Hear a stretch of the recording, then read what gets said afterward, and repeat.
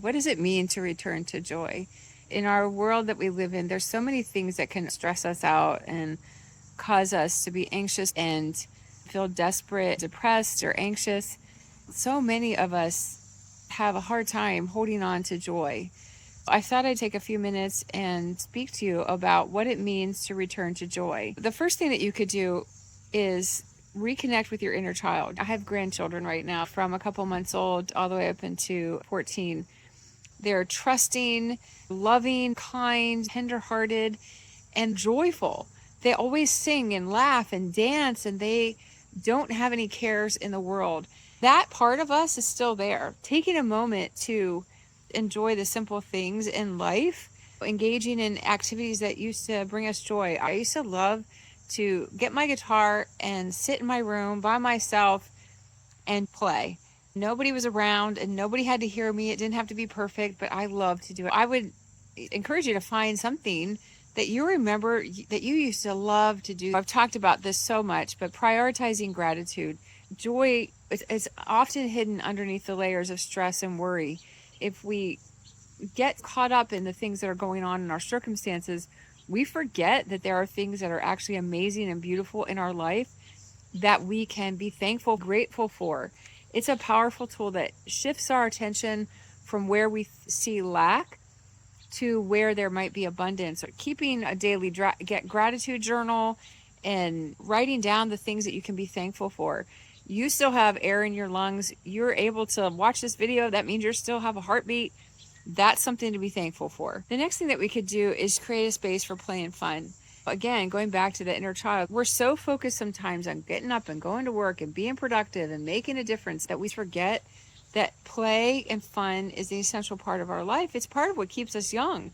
It's part of what gives us things to look forward to and enjoyment. It also boosts our endorphins and helps to relax us and elevates our mood. Whatever that looks like for you, find something that brings you joy. Finding something like knitting, crocheting, sculpting, go hiking, whatever. Find meaning in small things. Sometimes when we get so busy, as I said, we often overlook the little things. Watching the sunrise, playing with your dog. Yesterday, I was laying on the couch. I had a long day, and I was closing my eyes for a few minutes until my husband and I were going to go do something. My cat came up, and she put her paw on one of my fingers.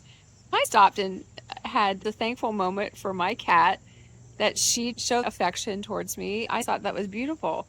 Sometimes it's calling up a friend you haven't talked to in a while, or getting on a FaceTime with your grandkids or your kids, coming outside and sitting and listening to the water or the airplanes or the crickets. Rediscover your passion. Is it music? Is it art? What do you love? What makes you just come alive? What makes your heart sing?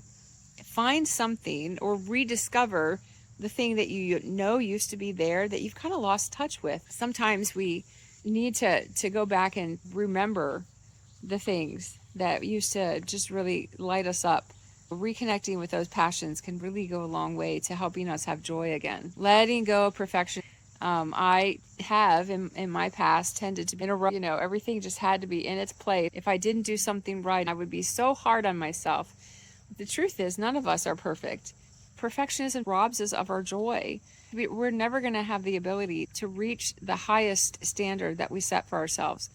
Does that mean that we don't strive for excellence? Of course not. We can always strive for excellence, but letting go of trying to have everything perfect and giving ourselves grace when we fail to meet that expectation that we set for ourselves. Cultivating connections. True joy is really found in connectivity. It's found in community. In the past couple years, my husband and I had a ministry and we had people come in and out of our home all the time, and all of a sudden nothing. There was nobody. It was just us. Even if you don't have a home like ours where we opened it up for people staying with us, we were all so isolated and we missed that connectivity with one another. Relationship is so important.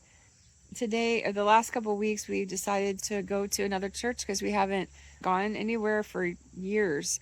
Don't forget to overlook the importance to make a connection with your friends and your family and people that matter the most to you. Spiritual reflections, whether you have a personal relationship with God and call him your father like I do, or you have another way that you connect spiritually, spirituality is super important.